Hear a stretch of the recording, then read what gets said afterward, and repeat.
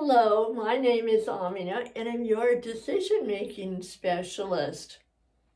One of my clients is looking forward to 2021 and she wants to switch jobs. She wants to go to school, and this young woman is trying to figure out what job she would like to have.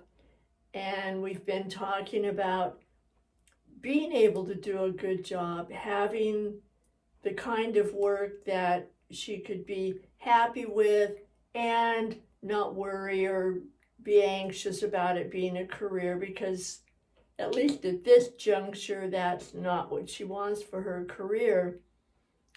And she said that she didn't want to work retail, and I said okay. And we had talked about having flexible hours and being able to schedule her school time and so forth. And retail seemed like it fit until she said, no, I don't want to do that. And so I said, tell me a little bit more. I really always want to listen to learn. And she said, I've worked in retail before. And she said, I just feel like a servant. And I said, oh, still tell me more. And she said, I just don't want to be a store clerk. And she said it just doesn't sound good. And she had other kinds of reasons where it just didn't fit the image that she wanted to have. And so we talked a bit more, and then I let it be. I wanted her to have time to process it. If she changes her mind, she can tell me. Otherwise, we'll find other options. And she texted me today and she said, you know, when you talked about working in a grocery store, she said, I know I bulked. And she said, today I feel differently and I'm willing to give it a try. And I said, that is just great. I said, what about your reputation? What about being called the clerk? And she said, I realized that that is what I called myself. She said, nobody else did at all, just me. And she said that I am tired of calling myself names, putting labels on myself that hold me down, so that I'm always saying no and not getting the bigger picture of what I want. And I said, wow, that's interesting. That's a big change around, a shift in your beliefs. And then I remembered a story of me and my image, as I called it at the time. And I had worked in the store, I don't know, probably nobody even knows about it. I'm older than a lot of people. And I worked at a place called Woolworths. And Woolworths it was called a dime store. I think when those stores started, everything was a dime, something like that. I don't know. It certainly wasn't a dime when I worked there. So it was kind of like a Long's or a Walgreens that had a pharmacy, and then it had all different kinds of a little bit of this, a little bit of that, a little bit of that. It had makeup, and it had a little bit of people food, a little bit of pet food, and so forth.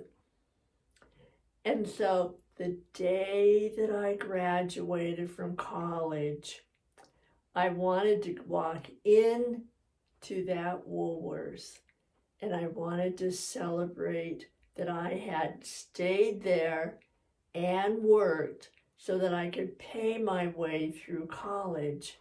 Sorry, I have an allergy and my eye is watering. And what happened is I, in fact, went to the Woolworths. I'm walking around and I am feeling so proud of not working there. And in the midst of my moment of uttermost pride, a lady walked up to me and she said, "Miss," and I said, "Yes." She said, "Could you show me to find the pet food?" And I looked at her and she said, "Well, I want to get the parrot food."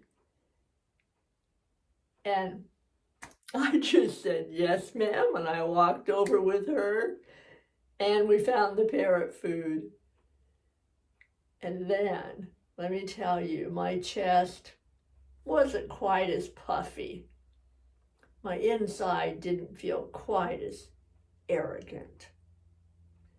And I realized I had my degree and somehow I thought I would look different, I would feel different, and I realized I still was myself whether I had my degree or I was still working there showing somebody where the parrot food was.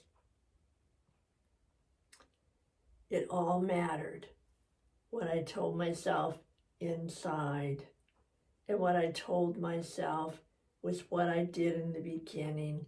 I am so thankful that I could work there, get my degree, and even though I didn't look different to anybody on the outside, I felt different inside. And I knew I was on my way to something different. So I told her that story. I told her that Woolworths was a stepping stone. It was an essential part of my getting my degree. If I hadn't had that essential part, my family was not of any means whatsoever in terms of money. I would not have been able to go to school. I got as many scholarships as I could, and there was still a big gap in the amount of money that I needed in order to graduate. So I didn't care if somebody called me a servant, a clerk, which nobody did. Same as what she said, nobody did her. It's what we tell ourselves. And so I did it, even though it wasn't easy. I showed up every day. I did the best job I could, the same as I try to do the best job I can now, with or without my degree, because inside I still serve people. So she is, as we speak, on her way to ask if one of the stores is hiring. I can hardly wait to hear what she learns. So there you go. Whatever you're doing, however much higher on the ladder you are, just remember we are one rung away from showing somebody where the parrot food is. All right, we're never too good.